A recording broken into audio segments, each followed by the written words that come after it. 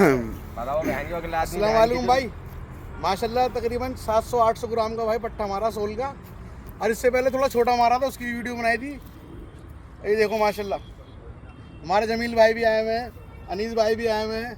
माशाल्लाह मुन्ना भाई ने मारा है, हमारे दोस्त हैं, बड़े भाई की तरह हैं। और हमारे जकी भाई भी आए हुए हैं।